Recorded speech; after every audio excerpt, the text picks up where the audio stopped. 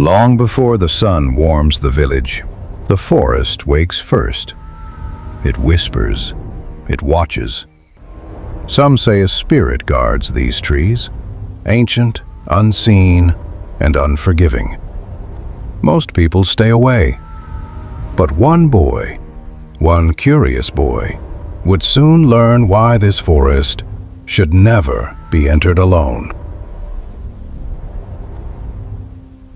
That morning, the village stirred with gentle life. Smoke curled from the chimneys of mud huts, and the faint scent of roasted maize drifted through the air.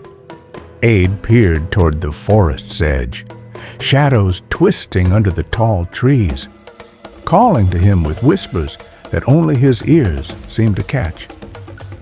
"Mama," he said softly, his voice almost lost in the hum of the village.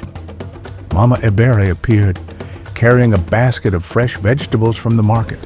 Her eyes, deep and steady, met his with concern. "Aid," she said, lowering the basket, "don't even think about going into the forest. Not alone. You know the stories. The spirits do not forgive Aid." Swallowed, the excitement and fear tangled in his chest. "I know, Mama, but it's just stories, right?"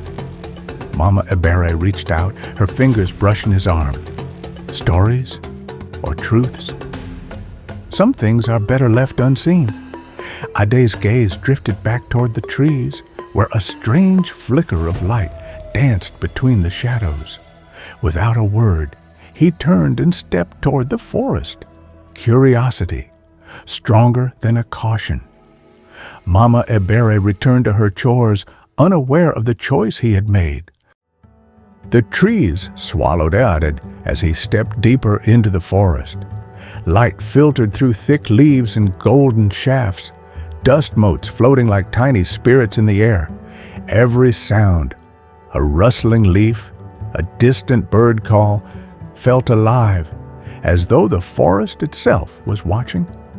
"Wow, it's alive," Aid murmured, moving cautiously along a narrow path. A soft whisper wound around him, almost imperceptible. "Aid, come closer." He froze, heart hammering. The air felt heavier here, yet he could not resist the pull. Each step carried him further from the safety of the village and deeper into a world he had only imagined in dreams. Suddenly, the forest opened into a clearing bathed in dappled light.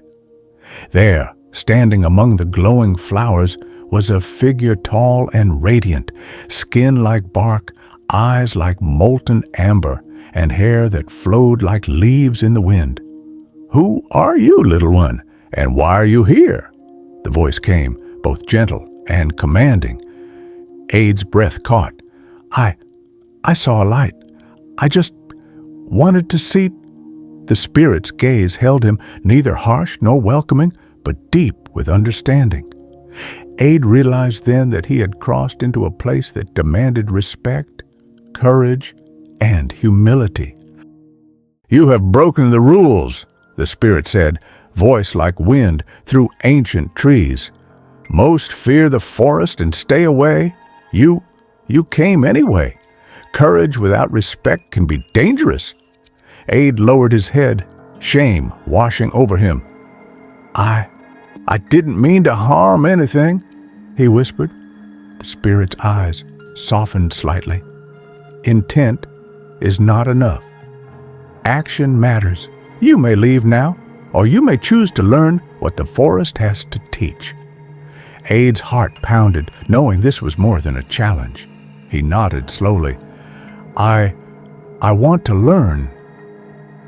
A wave of the spirit's hand revealed a path lined with glowing mushrooms, sparkling vines, and mist curling at Aid's feet. "Walk," the spirit said. "Follow the light. Only truth and respect will guide you." Aid inhaled deeply. "I can do this. I have to," he murmured. The path twisted and turned. At times, golden fruits hovered in the air, tempting visions of laughter and treasure appeared, calling to his curiosity. Aid clenched his fists, stepping forward, resisting the pull of every illusion. Halfway along the path, the shadows thickened. Whispers crawled into Ade's mind, echoing doubts and fears. "You will fail. Go back. Turn around." Ade's knees shook, but he pressed on. "No, I will not give up," he said aloud, forcing his voice steady. Lightning flashed, briefly illuminating ghostly creatures observing him from the trees. His courage felt tested as never before. Every step was a battle, yet he moved forward, one foot after the other, toward understanding. At last, the path opened into a sunlit glade. The forest spirit stood waiting, radiant as ever. "You have faced fear and stayed true," the spirit said, voice soft with approval. "Now you may hear the forest, understand its whispers." Aid's eyes widened. A warmth spread through him, filling his heart and mind with calm wisdom. I can feel it," he whispered. "Everything, the trees, the rivers, the wind." The spirit nodded, its gaze filled with quiet pride. "Protect what you have learned. Honor it, and it will guide you." As Aid emerged from the forest, the village was bathed in the golden glow of sunset. Villagers paused in their work, eyes wide at the boy who returned, changed. "Aid, you've changed," one murmured. "What happened in the forest?" Aid smiled softly, the wisdom of the trees reflected in his gaze. "The forest, it taught me. Curiosity is good, but respect is stronger." From that day, Aid shared the forest's lessons, teaching that magic exists everywhere, but only for those who listen, who honor it, and who approach it with care. And so, the forest continues to whisper to those who will listen. Courage is noble, curiosity is powerful, but respect is the greatest strength of all.